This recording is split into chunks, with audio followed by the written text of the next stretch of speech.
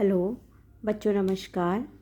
हमने इससे पहले वाले वीडियो में अवकलन के सूत्र पढ़े थे, तो आज उन सूत्रों पर आधारित कुछ क्वेश्चंस के एग्जाम्पल कर लेते हैं। ठीक है, तो टॉपिक वही है हमारा, अवकल गुणांक ज्ञात करना। निम्नलिखित फलनों के अवकल गुणांक ज्ञात कीजिए। 5 क्वेश्चंस हैं ये। पहला है 6x³ + 9x² - 7x + 15। तो सबसे पहले हम इसका अवकलन ज्ञात करते हैं। तो हमने लिखा आंसर फर्स्ट। ये जो फलन हमें दिया हुआ है जिसका अवकलन निकालना है उसको हम y मान लेते हैं। तो हम लिखेंगे माना y = 6x³ + 9x² - 7x + 15। अब हम क्या करेंगे, दोनों तरफ x के सापेक्ष अवकलन करेंगे। तो हम लिखेंगे दोनों तरफ x के सापेक्ष अवकलन करने पर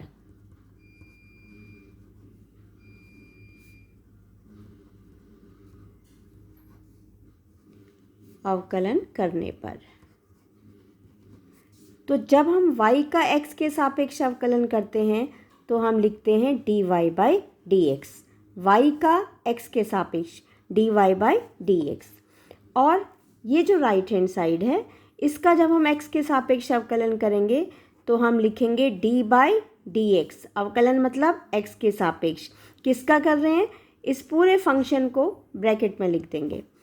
6x³ + 9x² - 7x + 15। अब हम क्या करेंगे, ब्रैकेट अलग अलग करेंगे। ये हमारा लेफ्ट हैंड साइड ऐसे ही यहाँ लिखेंगे इक्वल। अब सबका अवकलन अलग अलग करेंगे। यहाँ पे कांस्टेंट 6 है, इसको हमने बाहर ले लिया, हमने लिखा d/dx ऑफ x³। फिर देखिए 6x³ का अवकलन करेंगे, 6 बाहर ले लिया, d/dx ऑफ x³। अब प्लस साइन है, प्लस लगाएंगे, 9 कांस्टेंट बाहर ले लिया, d/dx ऑफ x²। फिर -7 बाहर ले लिया, d/dx ऑफ x। फिर प्लस d/dx ऑफ 15। तो हमने क्या किया था, हमने दोनों तरफ x के सापेक्ष अवकलन किया था। y का x के सापेक्ष dy/dx होगा और इस पूरे को हम ब्रैकेट में लिखेंगे, बाहर लगा देंगे d/dx। फिर हम ब्रैकेट खोलेंगे, ब्रैकेट खोलने पर क्या होगा, इसका d/dx अलग लिखेंगे, इसका d/dx अलग लिखेंगे, इसका अलग लिखेंगे, इसका अलग लिखेंगे। स्टार्टिंग में थोड़ा सा आप ऐसे प्रैक्टिस करिएगा, उसके बाद फिर हम जब हमारी प्रैक्टिस हो जाती है तो हम डायरेक्ट कर लेते हैं। 6 बाहर लिया, d/dx ऑफ x³, 9 बाहर लिया, फिर d/dx किया x² का, 7 बाहर लिया माइनस का, d/dx किया x का, 15 d/dx ऑफ 15। अब हम फॉर्मूले लगाएंगे। तो देखिए फॉर्मूले में हमने फॉर्मूला करवाया था आपको, d/dx ऑफ x⁴n। x⁴n का होता है nxn-1। जो घात होती है वो आगे आ जाती है और x की घात में से पुरानी वाली घात से 1 कम हो जाता है। तो अब ये फॉर्मूला यहाँ लगा देंगे। 6 एज इट इज़, x³ का, अब x³ का क्या होगा, x⁴n, n की जगह 3, x की घात 3 - 1, ये हो जाएगा। अब यहाँ देखिए जब हमने अवकलन कर दिया, सूत्र लगा दिया, तो अब d/dx नहीं लिखेंगे। इस बात का ध्यान रखना है। हमने सूत्र लगा दिया, कौन सा सूत्र लगाया, हमने लिखा है d/dx ऑफ x⁴n बराबर होता है n x⁴n-1। ठीक, तो जब हम सूत्र लगा रहे हैं तो यहाँ पे d/dx नहीं आएगा, घात 3 आगे आ गई, x की घात में से 3 में से 1 कम हो गया, ये आ जाएगा। अब नेक्स्ट प्लस 9 कांस्टेंट है, x² का बताइए क्या होगा, घात 2 है, 2 आगे आ गई, x की घात में से 2 में से 1 कम हो गया। फिर -7, x का क्या होता है, x का 1 होता है, तो ये 1 आ जाएगा। dx/dx आप इसको ऐसे काट के भी देखोगे तो भी 1 आएगा और केवल x का डिफरेंशिएशन 1 होता है। अब देखिए 15 ये शायद मैंने फॉर्मूला लिखवाया नहीं है, इसको लिख लेते हैं। कांस्टेंट का हमारा 15 का 0 आ गया था, फिर 6 ये हमने 18 कर दिया, x की घात 3 में से गई 2, ये 9 दूनी 18 आ गया, x की घात 2 में से गया 1 -7, ये हमारा dy/dx था। तो ये हमारा dy/dx आंसर आ गया। तो जब हमने इस फलन का अवकलन किया या इसका dy/dx निकाला तो ये हमारा आंसर आ गया। अब दूसरा प्रश्न देखते हैं। दूसरा प्रश्न था y = x² + 1/x²। दोनों तरफ अवकलन करने पर तो हमने डायरेक्ट कर दिया, y का dy/dx आ गया। इसका अवकलन करने के लिए बाहर हमने d/dx लगा दिया और पूरा को अंदर पूरे प्रश्न जिसका अवकलन करना है ब्रैकेट में लगा दिया। फिर वही काम करेंगे, ब्रैकेट खोलेंगे तो d/dx ऑफ x² करेंगे प्लस d/dx ऑफ 1/x² को हमने x² को घात में लिख लिया -2।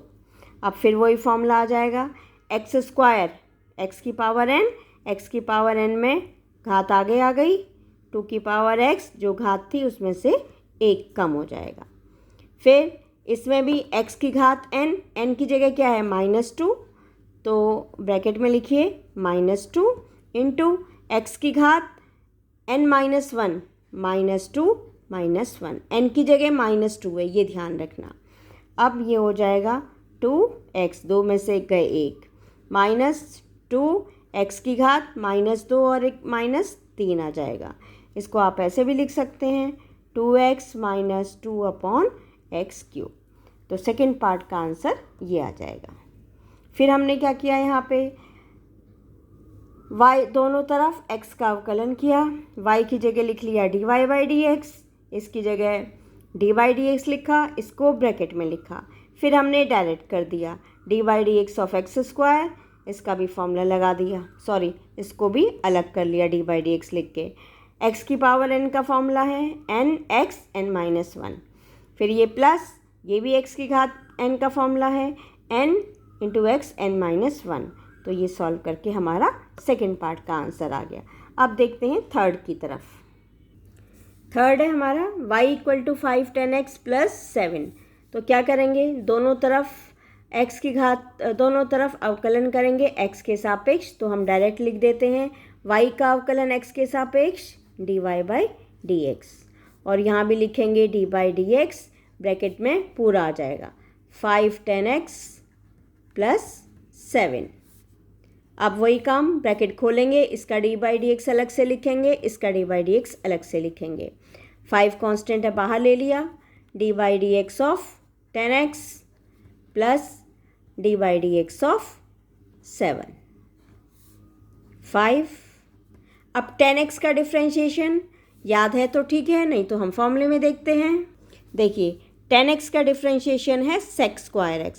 तो जब भी मैंने कहा है आपसे, ये आप क्वेश्चन करो, अगर आपको फॉर्मूले याद नहीं है तो फॉर्मूले वाला पेज अपने सामने रख लो। तो 10x का डिफ्रेंशिएशन होता है sec²x, ये हम वहाँ पर रख देंगे। तो 5 10x का था sec²x प्लस 7 आपका कांस्टेंट है 0, तो आंसर आ जाएगा 5 sec²x। नेक्स्ट और क्वेश्चन कर लेते हैं। नेक्स्ट क्वेश्चन है y = cos x + sec x। फिर दोनों तरफ x के सापेक्ष अवकलन करेंगे, तो लिखेंगे dy/dx, y का x के सापेक्ष अवकलन dy/dx, इसका x के सापेक्ष अवकलन d/dx of cos x + sec x। Next bracket हटाएंगे, लिखेंगे d/dx of cos x plus d/dx of sec x।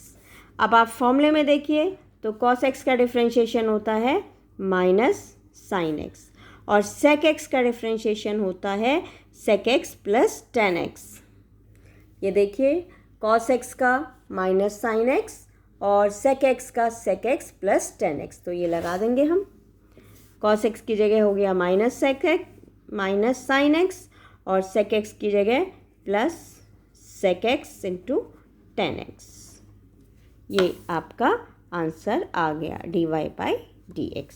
अब इसका लास्ट पार्ट है अब हमें फिफ्थ पार्ट का अवकलन करना है। तो हमने y मान लिया फिफ्थ पार्ट को और ये आ गया। अब ये देखने में ऐसा लग रहा है जैसे कितना ही कठिन क्वेश्चन है, लेकिन हम क्या करेंगे, ये देखिए cos x है sec x है, यहाँ tan x है cot x है, यहाँ sec x है cot x है। तो हम क्या करते हैं, सबको साइन और कॉस में खोल लेते हैं। तो साइन और कॉस में खोलने से थोड़ा सा हमारा आसान बन जाएगा। तो देखिए अभी हम डिफ्रेंशिएशन नहीं कर रहे हैं, इसको ज़रा सरल कर लेते हैं पहले, ठीक है। सरल करने का मतलब है साइन और कॉस में खोल लेना। तो हमने क्या किया, ये तो y रहेगा 4 cos x, sec x को हम लिख सकते हैं 1/cos x प्लस 5, 10 को भी साइन और कॉस में खोल लिया, या ज़रूरत नहीं है, 10 को ऐसे ही रख देते हैं, कॉट को खोल लेते हैं। 10x cot x को हम लिख सकते हैं 1/10 x। आप साइन x cos x में भी खोल सकते हैं। प्लस 9 sec x को लिखिए 1/cos x, into cot x को लिखेंगे हम cos x upon sin x। अब देखिए cos x से cos x कट गया है यहाँ पे, tan x से tan x कट गया है यहाँ पे, cos x से cos x कट गया। तो अब हमारा थोड़ा सा आसान हो गया, ये केवल ये कट गया तो 4 आ गया यहाँ पे, प्लस 10 से 10 कट गया तो 5 आ गया, प्लस 9 ये cos 1/sin x तो इंटू 1/sin x।